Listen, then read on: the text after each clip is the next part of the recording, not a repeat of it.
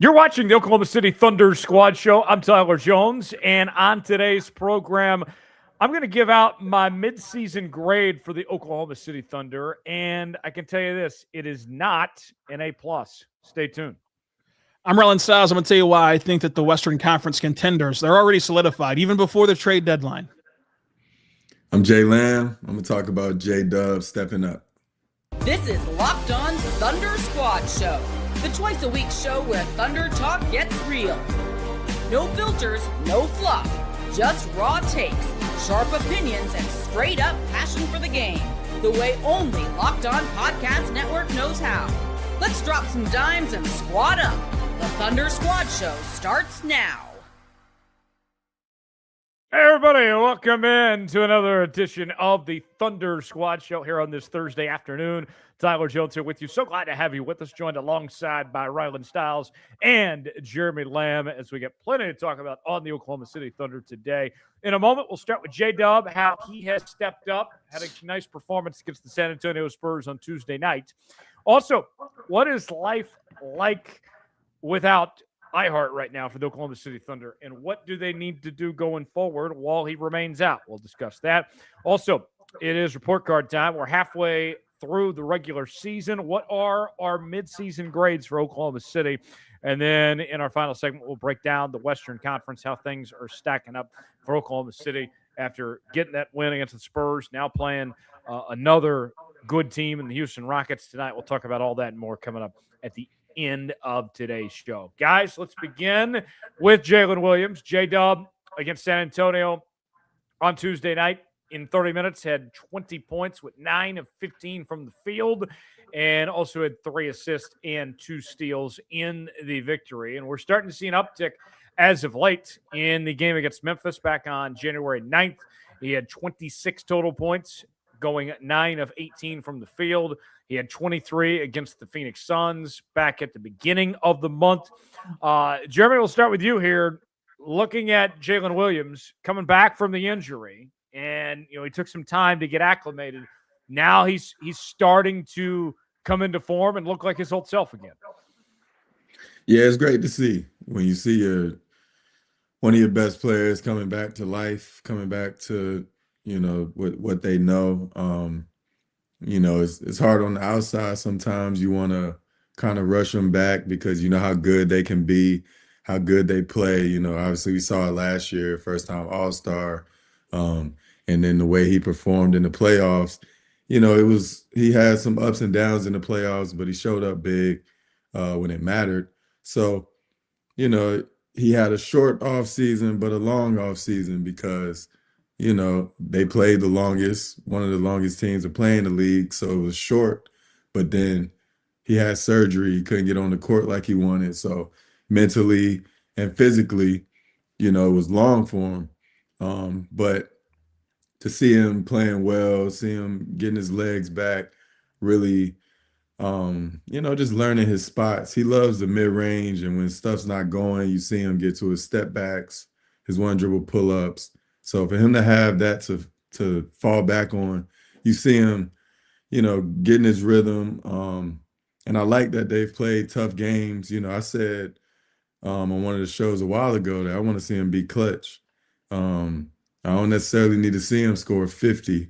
I want to see him control the game, especially in the second unit. I want to see him hit big shots, get to the line, just all those things. And it's good that he's getting those reps now. He's able to really get his rhythm. He'll be able to work out and get some rest during the All-Star break, come back fresh. And then, you don't want to be playing your best basketball now. You want to be playing your best basketball later once, you're going into the playoffs. So just to see him getting his rhythm back, really learning his body, and, he has to switch stuff up. And for him to be able to have them reps in real time and game time situations, later, hopefully he'll be playing his best basketball, and he's showing us now that he can still be that player.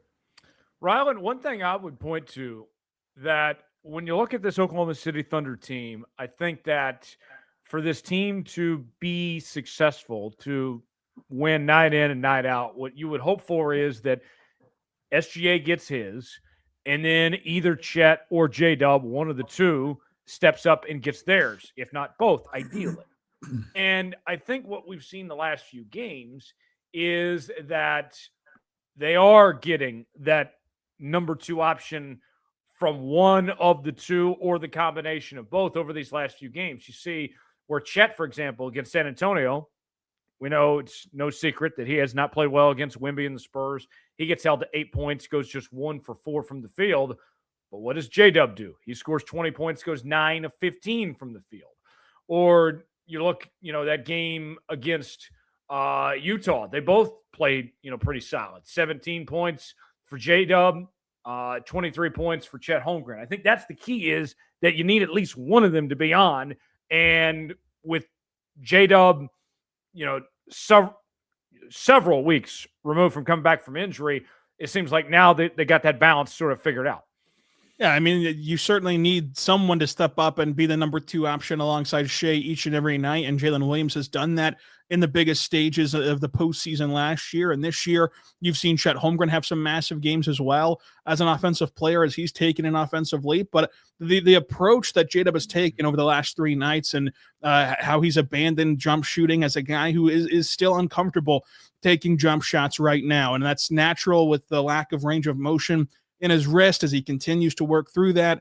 He's tried out everything you can possibly try, from the treatments to wearing a heating glove on the sidelines during some games. But he's trying to get that wrist back. And while it's not back right now, he has been getting downhill. And right now he's shooting 69% at the rim, which is not only a nice percentage, but also one off of his career high, which is 70% at the rim his first 2 seasons in the NBA. He's getting back to where he was from that standpoint.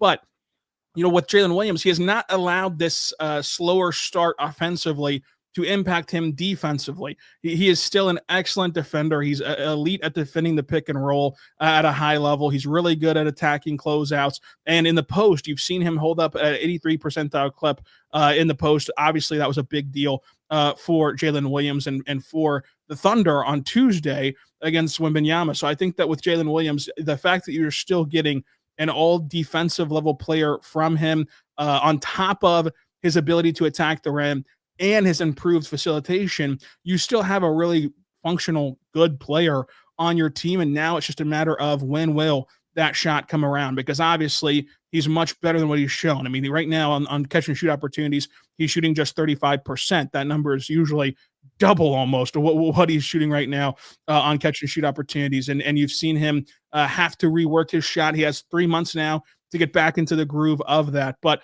offensively, he's doing enough to make an impact for the point in time. It puts a lot more on Chet, a lot more on Shai for the moment. But if he can continuously get to the rim, which he did against San Antonio, and the best rim protector in the league against Victor, and to the tune of no threes in that game, 20 points on 60% shooting, you'll take that on top of what else he gives you.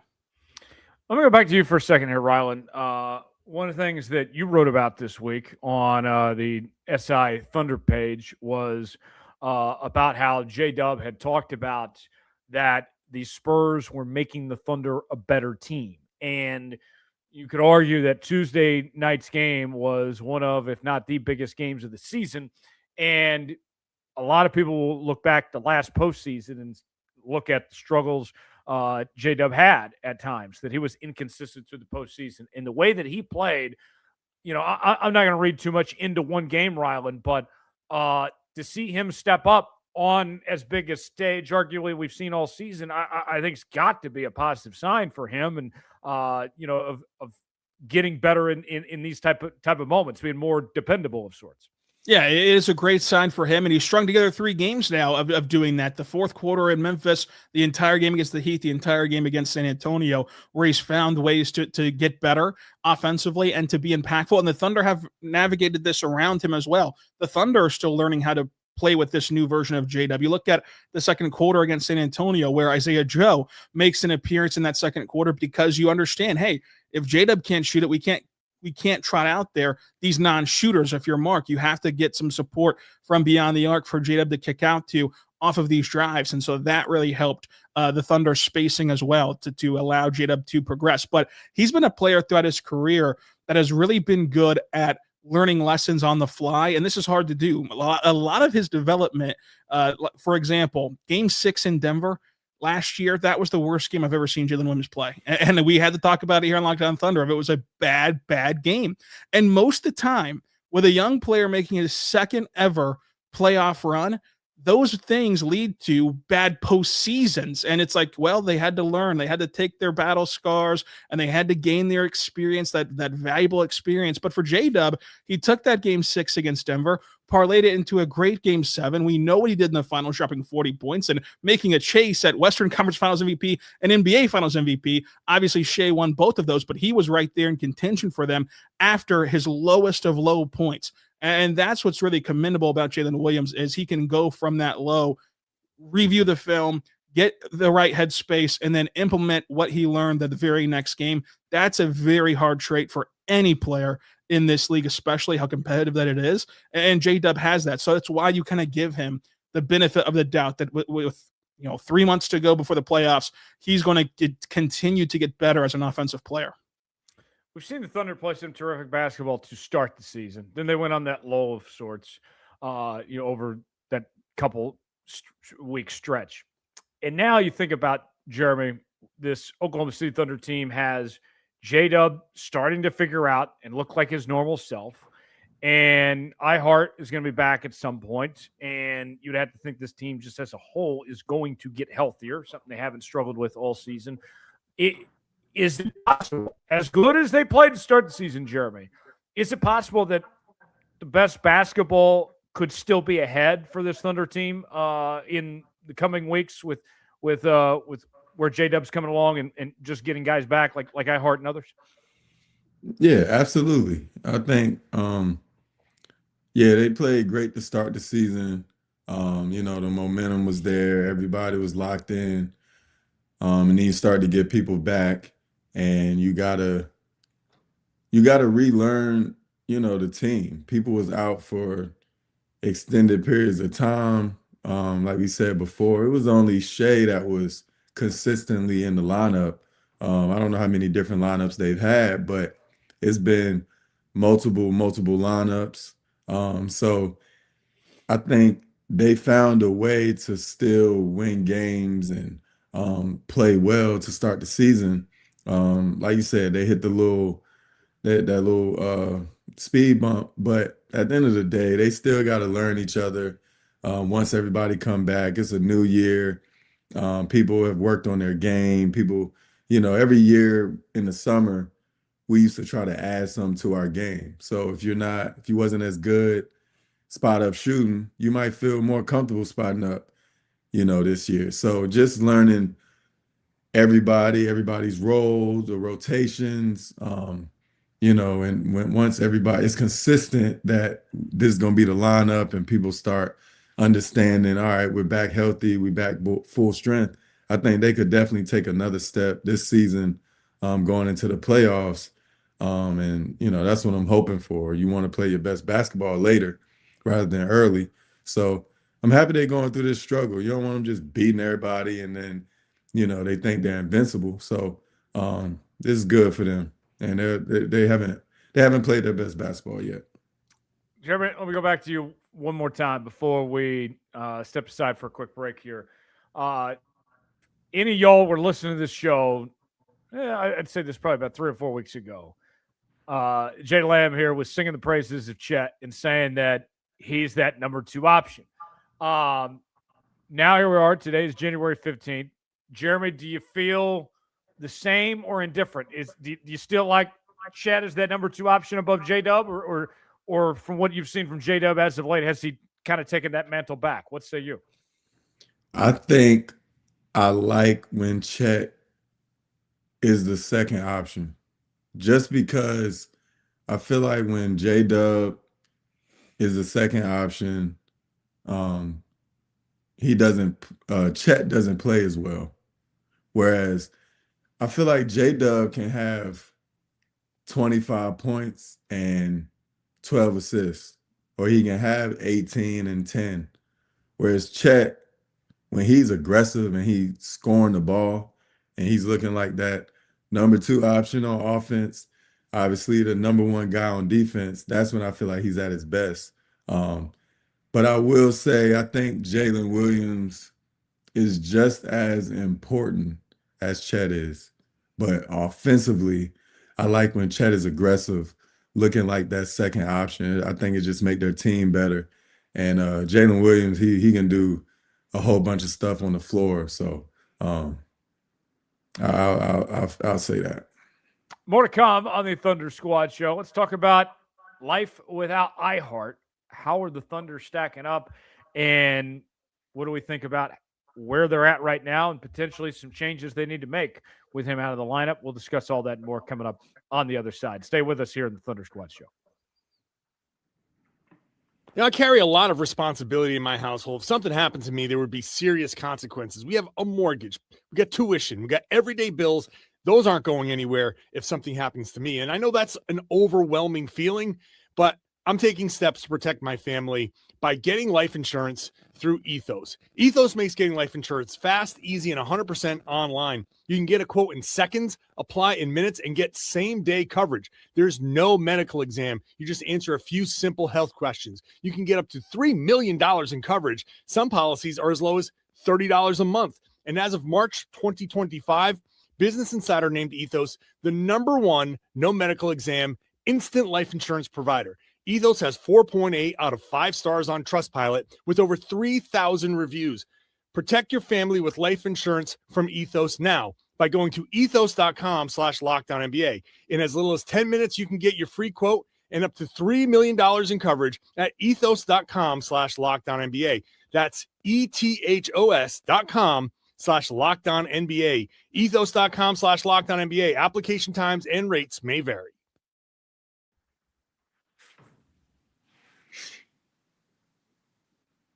We continue here on the Thunder Squad show. We want to thank you for making the Locked On Thunder podcast your first listen of the day. And thank you for making Locked On the #1 sports podcast network. If you haven't already, go check out the new Everydayer Club. Access to an ad-free audio feed for the Locked On Thunder podcast, compatible with Apple Podcasts, Spotify, and every other major podcast app. An invite to the members-only Locked On Everydayer Discord server, which includes a group chat just for listeners of this show, where you can interact with Rylan there on the Discord.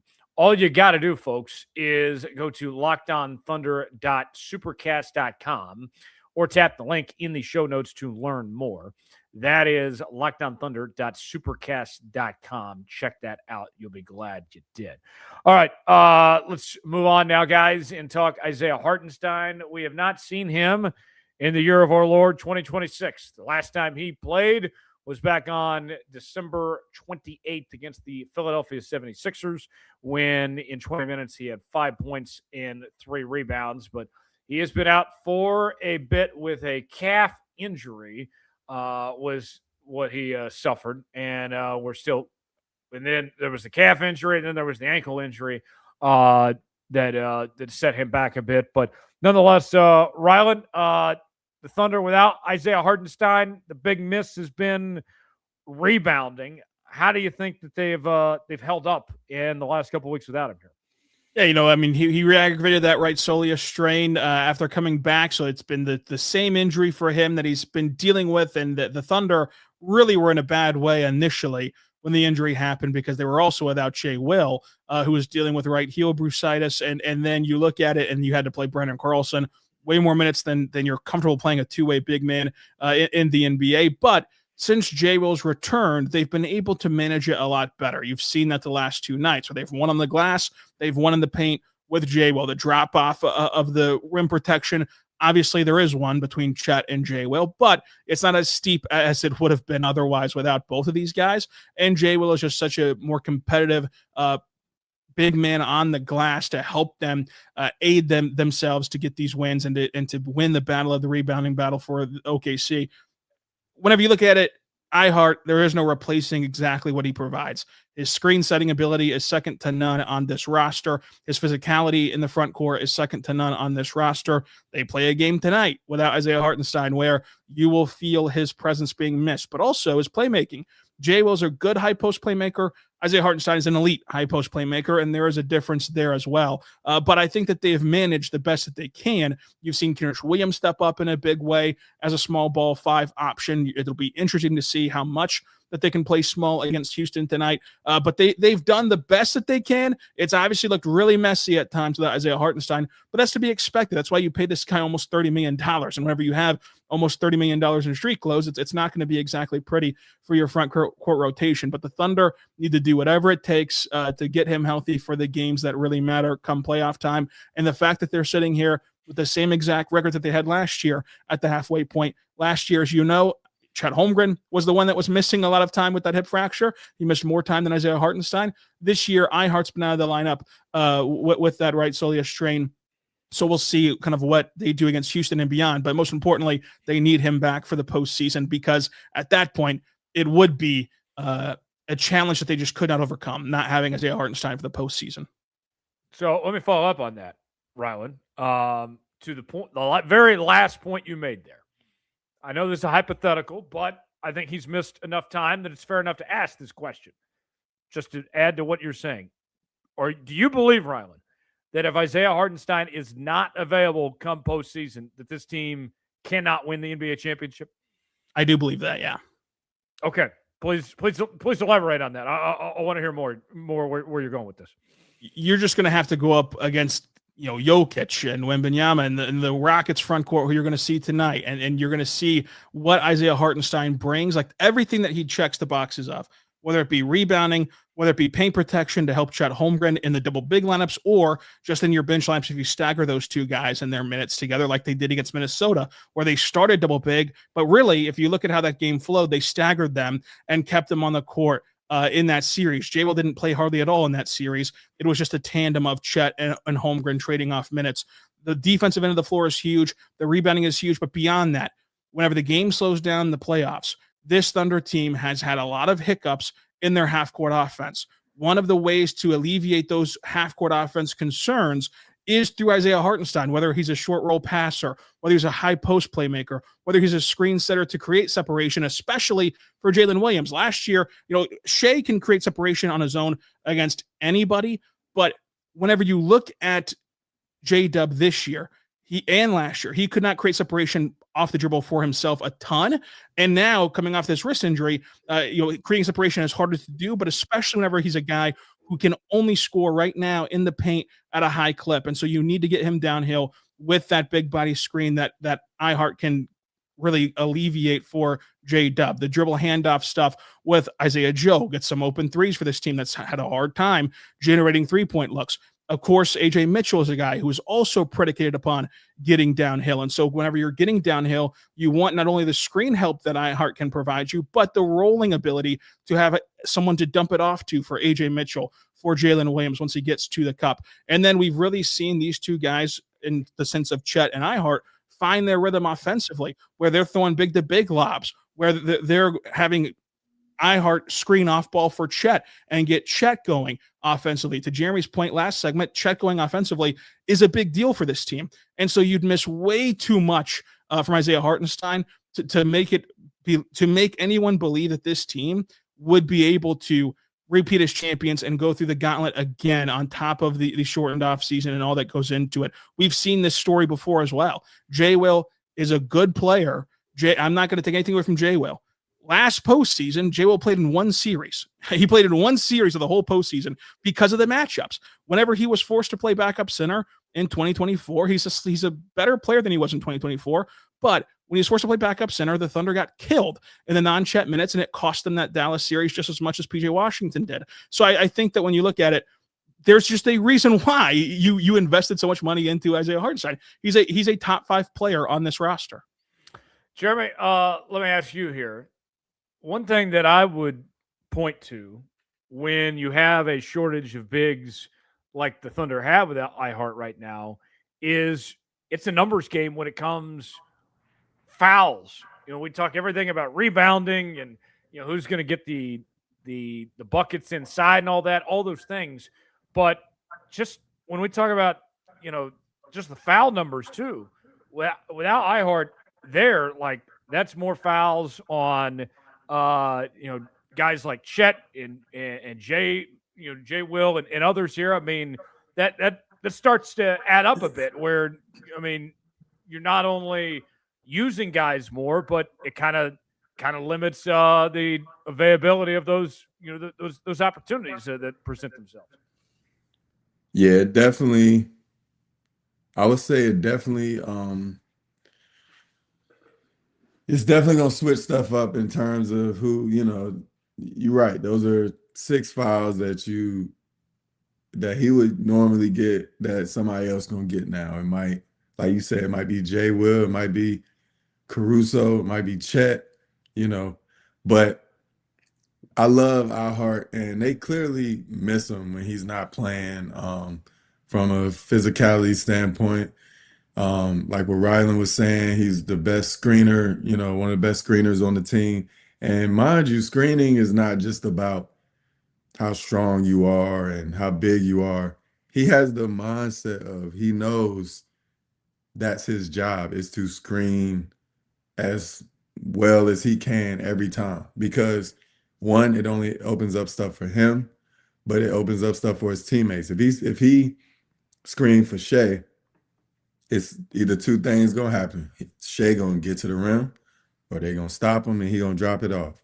That's where he makes his decision. So yeah, his mindset is, let me do what it takes for the team to win, whether he, put his body out there, he going for blocks, he boxing people out, whether he get the rebound or not, he's pushing people out, he's doing all that.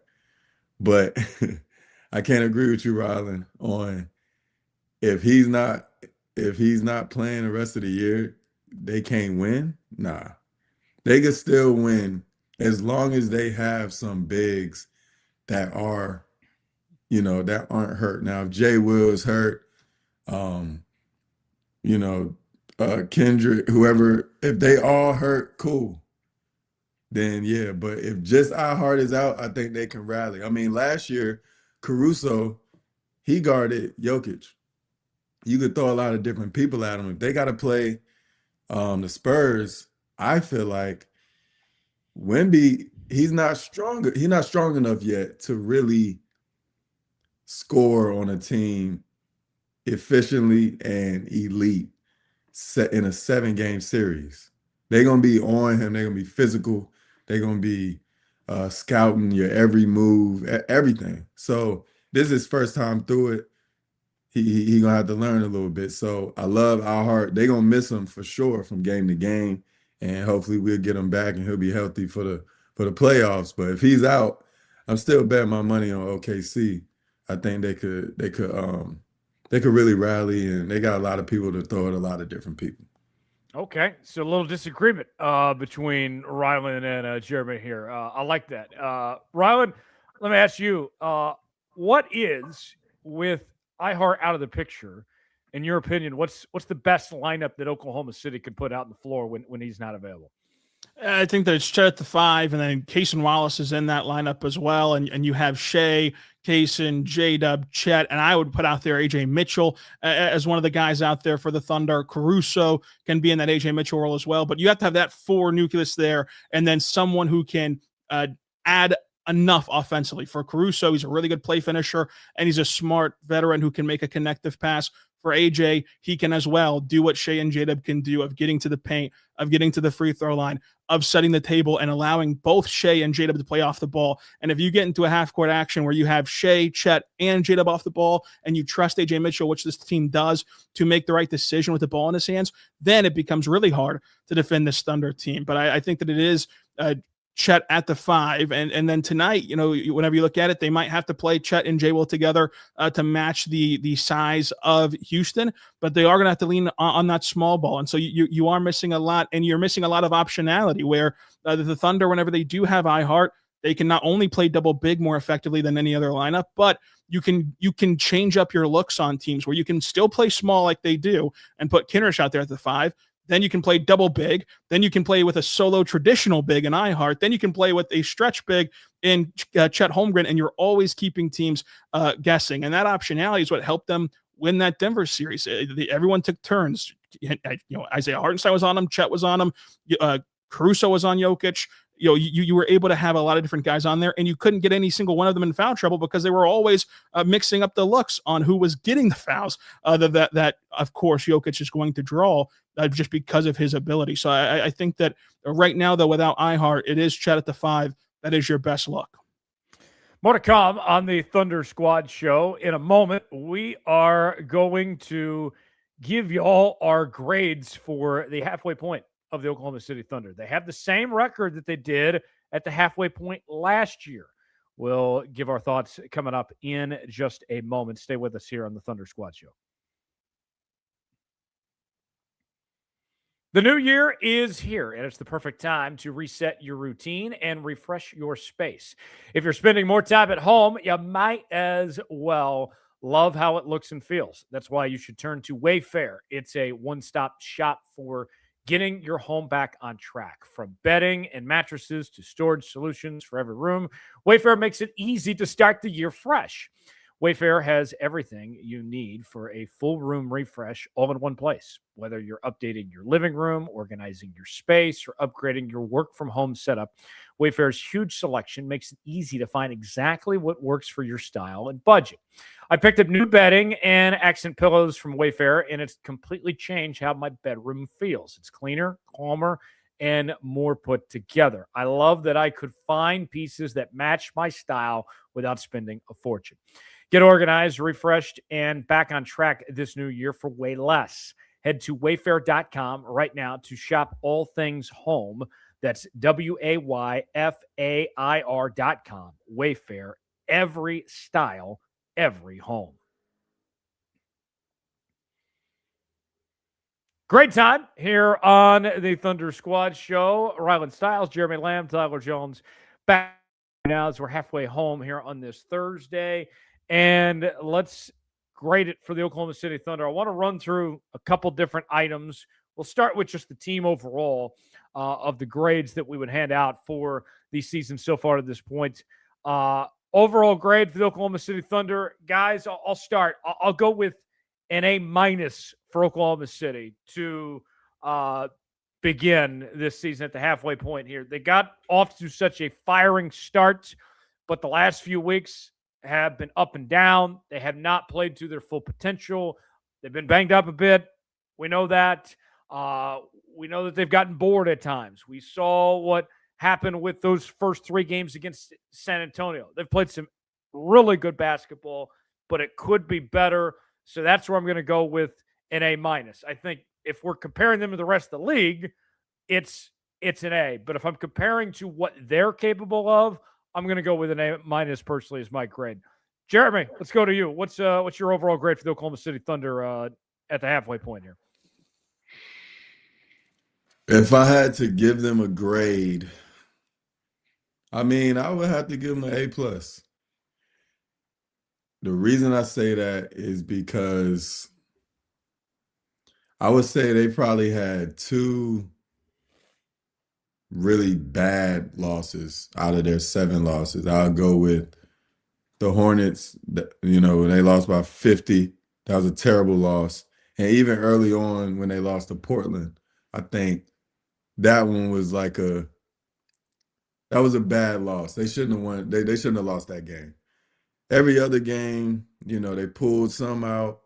Like to start the season, they had 2, double overtime games. They was able to pull those out. But they did have some tough ones, in the last couple of weeks where, balls didn't bounce their way, whatever it is. So at the end of the day, they still only got, 7 losses. They're the number 1 team in the league. They handled different tests, I feel like, very well in terms of, not coming out feeling like they were the champs or, on their heels. I feel like they was really locked in and just, they're approaching the defending their championship season as they should. They dropped a couple. Spurs had their number for a couple of weeks, but they came back and realized, like, okay, we if we play our game, we can do our thing. So I give them an A+. I think, like I said, they're number 1 in the league. they coming back from injury. They've been through a lot, and they've been able to withstand all of that. So, yeah, A+ for me. Rylan, your grade is?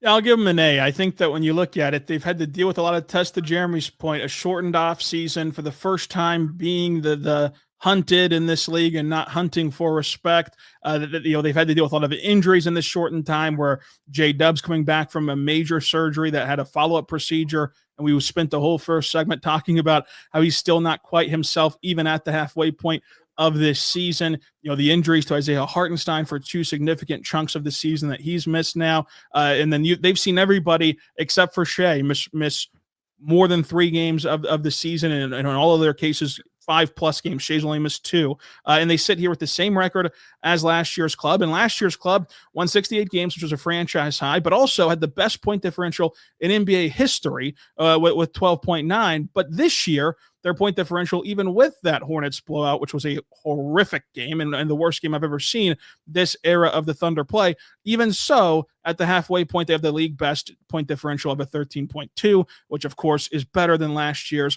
historic best of all time point differential. There's still a lot to be played. I don't think that they'll top that, but still, they are still sitting here with these same kind of historic marks attached to their name, and they had to go through a messy stretch of the season, and they were able to get through it. They've came out on the other side of that malaise and of that sky is falling period to the tune of 8-2 in their last 10 games. And they're still the number 1 seed in the West. They still have a comfortable cushion at 6 games ahead of the number 2 seeded Denver Nuggets. They've checked the boxes. And at the end of the day, the only thing this team had to do was get the 1 seed for the 3rd straight year in the Western Conference, which is unprecedented. And then go and be healthy for the postseason, and the health to be determined, but they are comfortably at that one line in the NBA, in the Western Conference, and in the league at large to have home court advantage for a team that plays significantly better at home than they do on the road. And that's a big deal to have the best home court advantage in the NBA on your side for the entirety run of this tenure here. And then you also graded against the previous reigning champions. We have not seen a repeat winner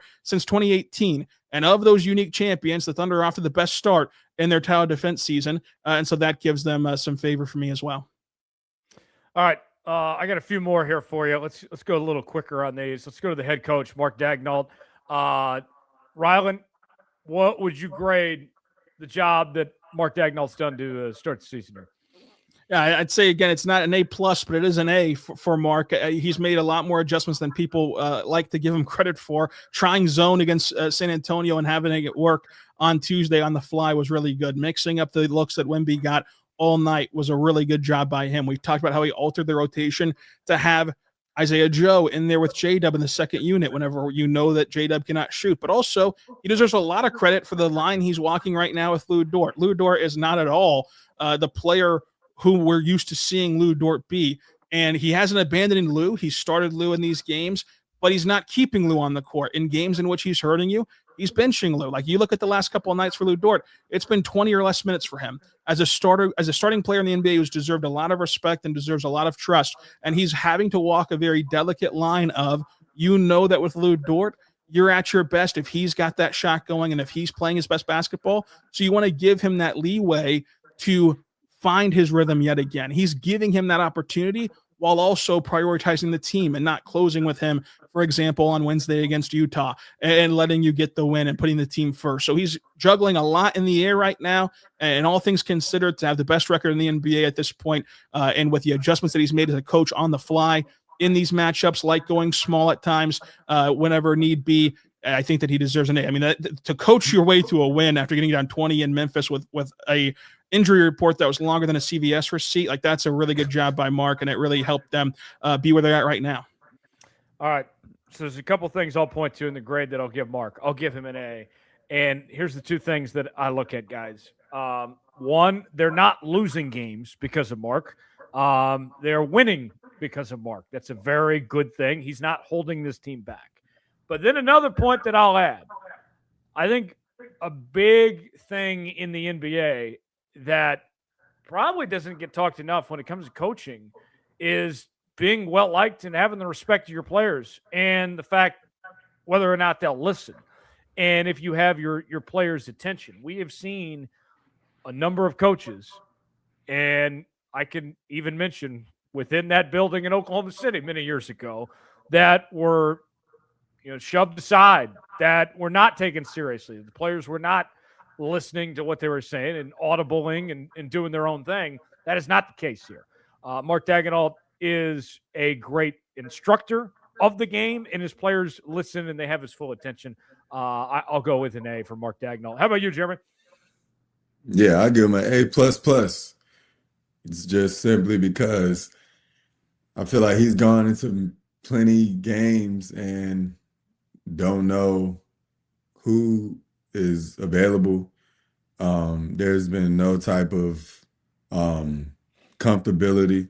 He has to continue to keep looking at his roster and trying to figure out who plays the best together, who is playing well at the moment.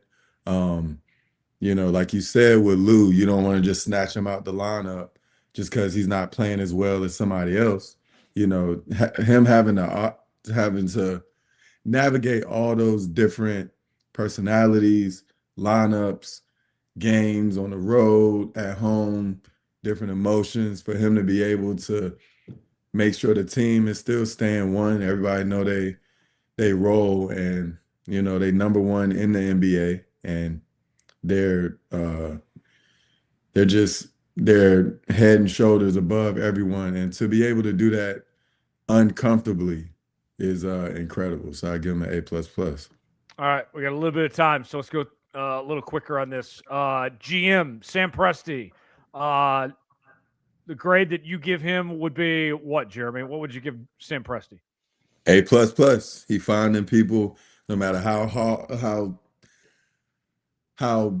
big name they are, how high they might go in the draft. He's finding a way to, find players and develop them on and off the court. I'll go with an A plus as well. This roster, they rolled with what they had from a season ago. And so far to this point, looks like it's working.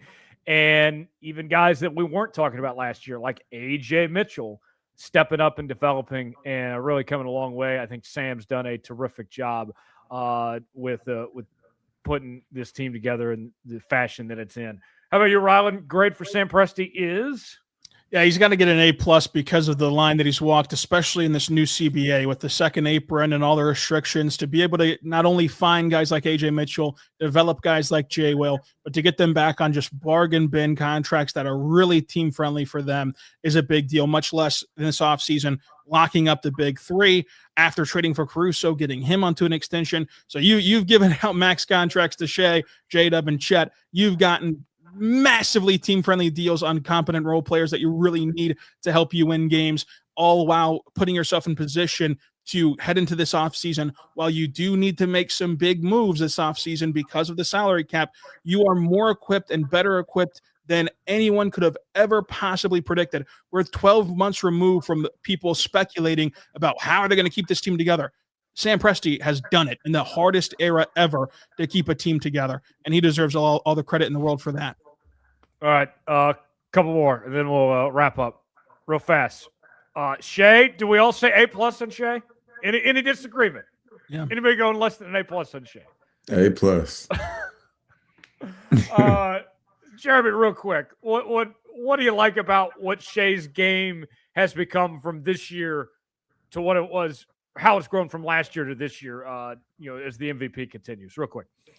I don't know how it's grown, but what I do know is defenders that have to guard him, they have no pressure. The reason I say that, he's gotten to the level where the other team knows he's going to score 30 points regardless. When you're guarding him, you just got to show effort, because your coach, he's not going to cuss you out because he scored. He's going to say, keep working. He's at the point where he's going to get 30. It just take away the easy buckets, because he'll get 50 if you do that. The way he's playing, you can't stop him. You let him do what he do. Just take away the easy buckets, but he's going to get 30. He's elite from everywhere on the floor. Maybe the three, you might get a little whatever, but let him get a hot night. He's hot from everywhere, so he's doing his thing. Rylan, what do you like from what you've seen from Shai so far this year? I like the continued improvement in his game. I mean, every year he improves, and this was the year that I thought finally he had hit his ceiling. He's the MVP. He's done everything right and won a championship, but yet this year he comes back a much better three-point shooter than he's ever been and a much better playmaker than he's ever been. And those two things have really translated to wins for Oklahoma City. Okay, last one. We'll wrap on this. Everyone else not named, Mark, Shai, or Sam Presti. Everyone else out there. What do we think of the collective effort of the others of what they've done? Rylan, real quick. I'll go with a B-. I think that that's still an amazing grade when you consider that we're talking about the entire rest of the roster. There's been enough guys who have hit massively, like an AJ Mitchell, like a Chet Holmgren leap. There's been enough guys who have disappointed to where it kind of levels out to a B-. But the fact that despite the disappointments of some of these guys, you're still at that level, Mark, is pretty good. Jeremy, real quick. I give it a B. I feel like the players that you want to play well, they haven't played as well. Some players that you don't think is going to play as well have played really well. And they've been holding down the fort all year. So, like Rylan said, I think it evens out to a B if you look at them as a whole. Just because of some of the inconsistency, sometimes not knocking down open threes. But other than that, I think they've been legit for sure. I'll go with a B, but it's a hopeful B. It's one where I think when we look back at the end of the regular season, we say, okay, these guys got healthier. They've made these adjustments that they'll work on some things. But I feel pretty optimistic about where the rest of that group is at. One more segment to go in a moment. Let's break down the Western Conference, how things stack up after the Thunder's win against the San Antonio Spurs and looking ahead to tonight's matchup against the Houston Rockets. We'll talk about all of that and more right here on the Thunder Squad Show. Stay with us.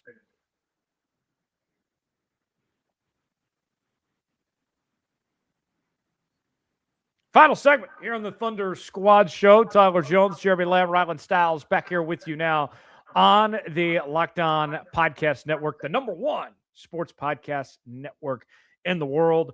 Guys, let's look at the Western. Let's start there. We have some shakeup after the Thunder got that win against the Spurs and what's gone on the last couple of days. The Nuggets are now ahead of the Spurs in the West at 28-13. The Spurs at 27-13. Of course, the Thunder on top of the conference at 34-7. And also worth noting, this is the exact same record they had at the midway point of last season as well. Minnesota currently sitting in the 4 hole at 27-14. The Lakers in the 5 spot, 24-14. The Rockets sitting at 23-14 and 6th. The Suns in the one of the play-in spots at 24-16, the 7th seed. The Warriors in a play-in spot, the 8th seed, 22-19. The Trailblazers in the 9th spot in the play-in at 19-22. And then the Grizzlies, they have the same record as the Clippers, with the tiebreaker going to the Grizzlies at 17-23 for the final play-in spot. So that's the Western Conference playoff picture at this point. Let's start here, Rylan. The Thunder now, we see after that win against San Antonio, Denver moves up a bit, and even with the Joker injury, that team's not slowed down, and I think you might start to see some of these teams up top separate themselves here. Yeah, I think that this Denver stretch has been the most impressive stretch of the NBA season so far, rivaled only by the Thunder's 24-1 start.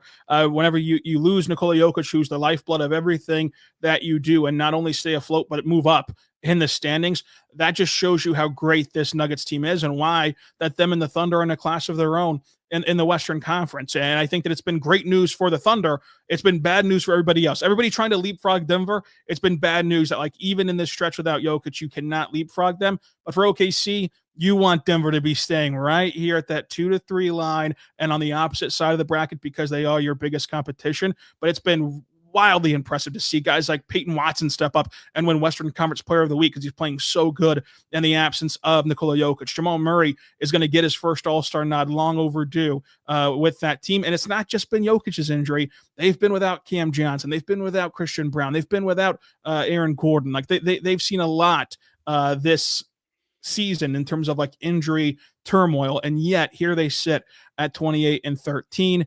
San Antonio has the tiebreaker over OKC, no matter who wins that fifth game. So it's important for them to not find their way into a tie with OKC, because really they're about 5.5 games out of OKC, if you want to look at it that way. But they've done enough. OKC has to separate themselves by taking care of this recent stretch. The Spurs are 4-6 in the last 10 games. OKC 8-2 in their last 10 games. The Spurs have dropped some games that they shouldn't. The Thunder have only dropped really one game to a terrible team like Charlotte. Even the Portland loss in the second night of a back-to-back, that was at least a little bit more explainable than the Charlotte loss. So as long as OKC keeps taking care of business, they have their 4 chances at Denver starting on February 1st to try to win that tiebreaker with them. They're in a very comfortable spot to be the 1 seed, and I think that this will be the top 3 seeds at the end of the year. Jeremy, your thoughts on the way things look in the Western Conference right now? Who do you think is the second biggest threat to the Thunder right now? Is it Denver? Is it San Antonio? Or is it somebody else? I think the 2 biggest teams that are threats are Denver and San Antonio. I just feel like at times, sometimes San Antonio, OKC don't necessarily match up as well as they would like, especially when their shots not falling. They don't match up as well with the Spurs sometimes. And they have defenders who can make it tough on Shai. And definitely through a 7-game series, it might start to wear and tear on guys. They're built for it, but that's just what I kind of look at. And also with Denver, I feel like Jokic is one of those guys you can never count out. He never gets wavered, no matter how big or small the moment is. So going in a 7-game series with him on the other team, the way he makes his teammates better, the way he can do it himself, he's a great rebounder. He's smart. So I would say I'll give those 2 teams a nod of the biggest threat. But the West is very interesting because I feel like it's a lot of teams that can't necessarily win the championship, but you don't want to go in a 7-game series with them. The Lakers, they haven't been talked about a lot, but they still getting their stuff together, and they're still, they got a good seed. You got Houston, KD, you never know what can happen with him and, all the young guys. They don't have a point guard. Sengun been hurt a little bit, but, they're developing, and that's a team you don't want to see in a 7-game series. And you can't forget Minnesota. They still got one of the biggest, best players over there in Anthony Edwards. They've been to the conference finals 2 years in a row. So they're hungry over there. They're getting better. They're good on both ends. So I think it's interesting. I don't know if they can beat them, but I feel like more teams than not in the West can give them a run for their money. Yeah. Rylan, when you look at the West, we mentioned, teams like Denver and San Antonio. In your opinion, who's the most likely to join the conversation and make things interesting? And I'm not just saying, when it comes to competing with Oklahoma City, but just competing among the tops in the West. Is there anybody that catches your eye? Is it potentially this Rockets team we're going to see tonight? Yeah, it's either Minnesota and or the Rockets, and they both have similar issues. Like if they make even a marginal move, either one of these 2 teams at getting a point guard in there, they both are point guard needy rosters. If they make a marginal upgrade at the point guard position at the deadline, they can skyrocket into at least that second tier in the West. If you have OKC and Denver in tier 1 and San Antonio alone in tier 2, if they improve their point guard rotation, they can get to that tier 2 because they're that good, and they both have elite traits. Like Jeremy mentioned, Anthony Edwards, elite. They've proven that they can get to the West Finals 2 years in a row. For the Rockets, not only do they have KD and Sengun, but they have an elite defense, a championship level defense. If they can just find a solution at that point guard spot, they're going to be right there. And to Jeremy's point again, you can say there's only 3 true contenders in terms of championship pedigree contention. I would agree. There's a lot of spoilers, though, like the Lakers, like the Timberwolves, like the Rockets, compared to the East, where the Thunder's reward for getting the 1 seed is that they're going to have to play either Minnesota or LA if the season ended today in round 2. the Pistons reward for being the 1 seed out east. They're going to get to play. They're going to welcome in and love and lavish playing either the Raptors or the Sixers. And I love the Sixers. I'm Sixers biased, but they have no shot. They have no shot in a second round series. Neither do the Raptors. And that's just the differences of competing in the West. Yeah. Congrats. You get to face Luka and LeBron in the second round. Have fun with that. That sounds so great. When you look at what the Thunder did on Tuesday, finally beating San Antonio, and now this game against Houston going up against Kevin Durant and company, Jeremy, what a challenging 2 days.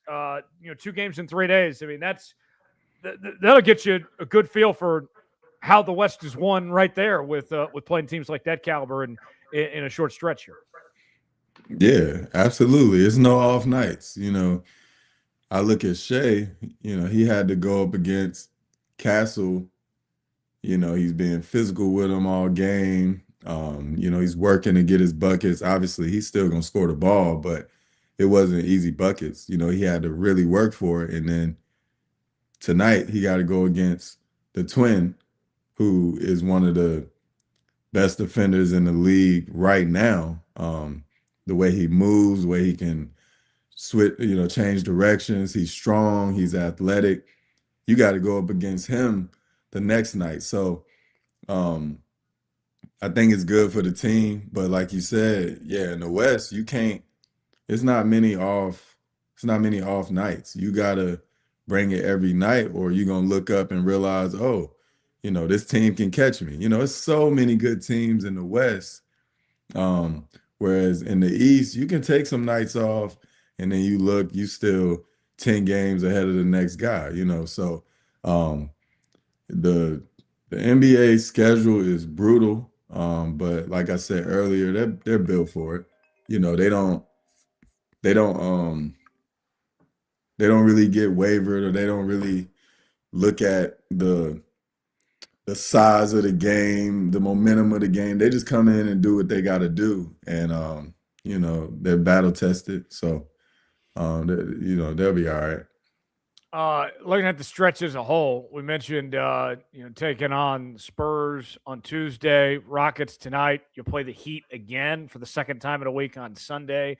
And then we see some teams in the East like the Cavs, the Bucks, and the Pacers after that for the next few games. Rylan, these next few opponents, like everybody was talking about how easy, the schedule was to start the year. These are some tougher matchups over these next couple games. So this team's going to be tested. Yeah, this weekend and 2 weeks from now are their biggest stretches of the year. Right now, you're in the midst of playing 5 straight teams with an above 500 record, and of 2 of which we're considering contenders. The Cavs, before the year, we consider them a big title contender, and they have, of course, not performed to their level. And then in 2 weeks from now, you go through a stretch of playing the Timberwolves, the Nuggets, the Magic, the Spurs, and the Rockets, and the Lakers, and the Suns.